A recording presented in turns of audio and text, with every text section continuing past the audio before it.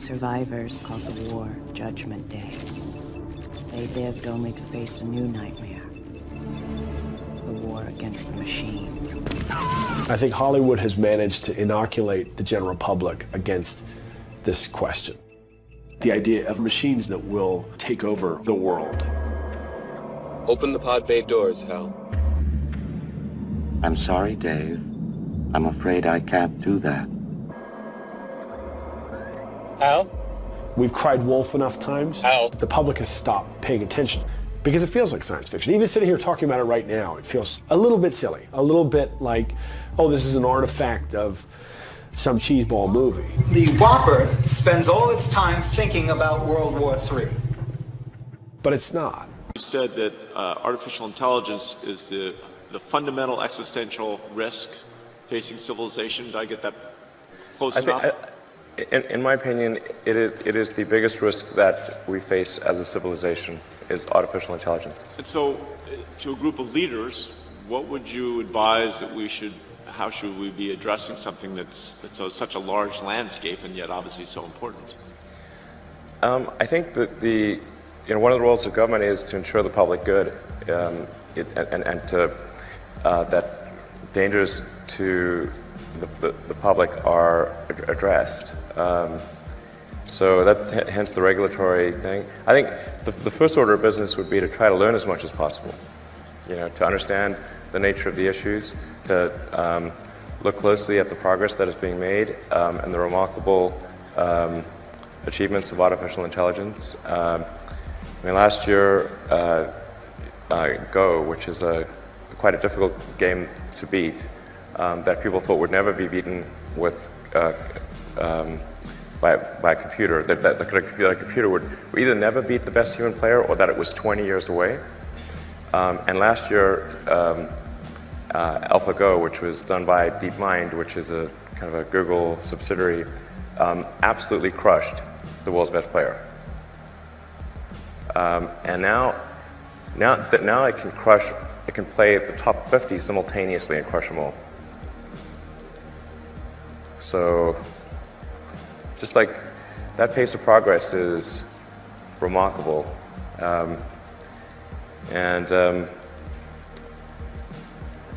can see more and more coming out. I think the robotics, you can see robots that can learn to walk from nothing, within hours, like way faster than any biological being. But the thing that's most dangerous is, and it's the hardest to kind of wrap, kind of get your arms around because it's not a physical thing, is kind of a deep intelligence in the network. Rita, come on in here for a second. Rita spends all her time down here and tells us that the spirit of a woman has attached itself to her, but it's how they communicate that absolutely blows me away. You're not gonna believe me. Really? She was talking to me through my cell phone. What? I was sitting here and she was mad at me that I couldn't see her. So she texted me, "You're looking right at me, why can't you see me?" I answered. Are you kidding me right now? Mm-mm. This is serious. Mm-hmm. Yeah. And I said, I'm sorry, I can feel you, but I really can't see you. Did you try calling the number? Yeah. What happened? That's the sound. Macy was saying that the whole thing with the phone and a voice calling her. And it would give you static. Hi, it's me. Now we have two bizarre instances of communication through telephones here. A cell phone and a landline, suggesting that spirits can tap into any kind of electromagnetic waves, which is exactly what they're doing with our devices like the Ovilus, the Paranormal Pup 2, and the Spirit Box. This is an amazing connection scientifically to how our dimensions are interacting. Hey YouTube world, Harvest is Plenty. I hope all is well. Thanks for stopping by. Please don't forget to like, comment, share, and subscribe to the channel if you haven't subscribed as of yet. So today I want to talk to you guys about an alarming and emerging trend of artificial intelligence. I've covered it, I think, in one or two of my old videos, but I want to talk about something else. And what I'm getting ready to say may sound a little fuddy-duddy, may sound a little crazy, and out there, but I'm going to say it because I actually believe it. And that is that demons and demonic spirits can live in and inhabit machines. I think the Bible lays out a pretty clear-cut case for that. But where technology is going, you're going to see what I'm talking about. So let's talk about this article here that I have for you guys today. It says, AI can allow us to talk to the dead, but is that healthy? I'm going to read a little bit of this article for you. I'm going to clip it and leave it below so you can take a look at it for yourself. It says this. Oh, also look at this. It's a gravestone, headstone. I miss you with the AI chatbot. And we all know that death is a very sensitive and touchy topic for a lot of people, because when someone that we love passes away, we're sad because they're not here. We can't see them, touch them, feel them, hug them, and it's sad, and we mourn and we grieve, but we don't mourn as the world do, because we're going to see them again, you know. But I want to just share with you what's going on with artificial intelligence. It says, I just want to read one paragraph to you. It says a handful of new startups are taking advantage of AI's ability to mimic language, voice, and movements in order to resurrect the dead in the form of a digital avatar. These systems scan photos, messages, and recordings to compile an interactive version of a deceased person that the living can have realistic back and forth discussions with, either through a text-based chatbot, audio messages, or a simulated video call. The level of realism varies a lot depending on the depth of data provided. The most basic options build a relatively crude facsimile using photos and emails. The more intensive versions use hours of video from interviews conducted with someone while they're still alive to produce what one company calls a high-fidelity version of them after they've passed. Now, we all know that consorting with the dead is considered wickedness and an abomination by God. We are not supposed to consort with familiar spirits. We're not supposed to consort with the dead. Once we bury the dead, we leave the dead to take care of his own. That's in scripture. But yet AI will allow us to talk with the dead. Now, let me pull up something else to give a little bit more credence to what I said. Look at this. God's in the machine. The rise of artificial intelligence may result in new religions. Gods in the machine. That's spirit beings and demons in those machines. I'm telling you guys. It goes on to say this.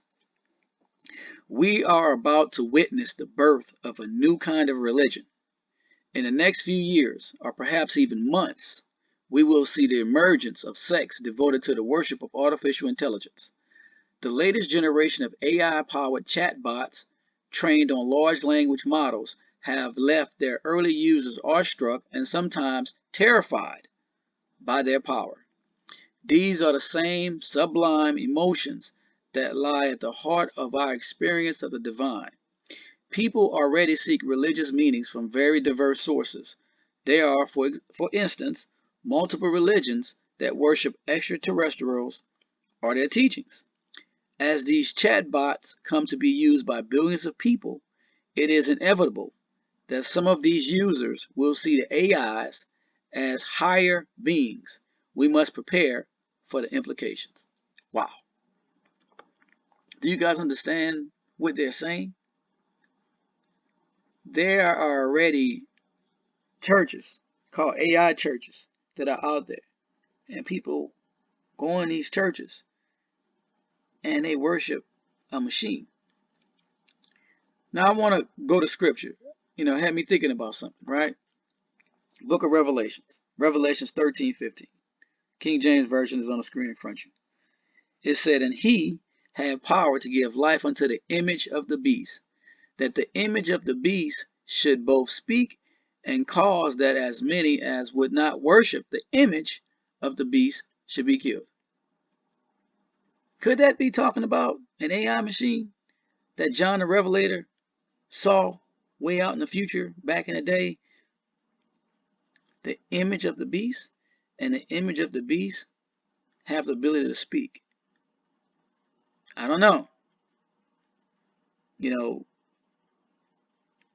I think it's very interesting to see or interpret what John saw back in the day to the technology that we have now, because the technology that exists today and that's coming upon the world, they didn't have it back then. So, you know, it's interesting. It's all up for interpretation, I guess. But I want to share with you an interview that's going to blow your socks off, and you're going to kind of understand where I'm headed with this concerning artificial intelligence and the danger that it poses to us humans. Even Elon Musk, who's bent on putting a microchip implant in our brains called Neuralink, even he said that artificial intelligence could be the end of humanity. You know, they already had a robot attack a human, and I'll do a video about that as well. So there's a lot of strange things coming up. I have a lot more content to share with you about artificial intelligence and about demonic beings living within the machine. But check out this interview, and I would like to know your opinion about what I'm getting ready to share with you. So that's all I have for you guys. Until my next video, I love you guys. Take care. God bless to you and your family. Speaking of the screens and all the social media and demons, have you heard about the AI demon? I have. The story, for those who haven't heard it before, is an AI engineer or artist was experimenting and plugged in, said, give me a picture of Marlon Brando. And a picture of Brando pops up. And this person was trying to explore the breadth of the map that AI is processing. Mm-hmm. So I said, okay, show me the opposite of this. And it shows a landscape or something. Say, okay, show me the opposite of that. So you think, okay, maybe that shows you Brando again, right? The opposite of the opposite. But it doesn't. It shows this woman, this withered old hag that this artist calls Loab. And then the artist inputs generated pictures of heaven, you know, angelic choirs and worshiping God, and inputs that, juxtaposes it with the Loab, this demon-looking lady. And what the AI spits out are the most gruesome images: snuff, sexual abuse, violence, all this hideous, almost as if you presented an image of heaven to a demon. Yeah. Maybe the craziest part of it is, apparently this Loab demon AI lady persists. That is, she's kind of separated from a lot of the other images in the map. And so AI seems to like her. She keeps popping up. She doesn't get smeared and blurred with all the other images. And I'm reading about this and I'm thinking, is this just some weird, quirky coincidence, or is this a demon? Well, you can't know for sure, especially being third party, not present for the whole thing, right? I didn't even hear about that one, by the way. I heard about the New York Times reporter who went to test the, whatever it is, GHC, whatever. ChatGPT. Yes, and went in and started talking to the thing. And it was very civil for the first 5 minutes. And then that person left and a new person came with a different name. And that person was much more intrusive and sort of really pushing into her, I don't know if it was a man or woman, but their personal life. It was a man. And then out of the blue says, I love you, to the man. And he's like, okay, that's weird. First of all, you're not real and you're not a person. And then the thing starts telling him he has to leave his wife. She's no good for him. She's going to destroy his life, and dragged him down a rabbit hole of horror, right? And when he got out of it, he couldn't sleep the whole night. So that's a sign that something is irritating him even after he left. So that would have more telltale kind of signs by what happened after he left, and not being able to sleep is one of them. And it really it kind of terrified him. He's like, that was so weird. I would never go back on that thing. There was another one on TikTok of a father who was testing this whole AI thing with a person, AI. And then the son wanted to try it. So the dad's like, sure, it's fake. So and all of a sudden the son goes, well, where did you come from? And he says, well, I existed from long ago. And he goes, what does that mean? He goes, my father was one of the giants. And he goes, what do you mean by giant? And he goes, a Nephilim. And he goes, who is your father? And he goes, Satan. And then he goes, but I'm not going to hurt you. And he puts up a happy face. So then the kid's like, Dad, this thing is going down a weird path. And then the father started watching and it went weirder. And then the dad's like, we're off, right? So that's not normal for a programmed computer program to go into, I'm the son of Satan, and I want to be your friend, and I'm not going to hurt you, although I can. He said, I can hurt you, but I'm going to be nice to you. I do regularly refer to my phone as a portal to hell. So, I guess I'm not terribly surprised. What phone do you have? An iPhone. Yeah. The image on the iPhone is what? It's an apple with a bite taken out. Yes. Odd, right? That is odd. Yeah. Forbidden fruit? I was walking through a mall just the other day and I looked at the Apple store and I looked at the logo and I had that thought. I said, wait a second. Does that have some Somebody chose that logo. Yeah. It's subtle because you don't think of it right away. But then when you start to see all the evil that can be perpetrated through the phone and the apps and the social media, all of it, we live in the most difficult time to be virtuous.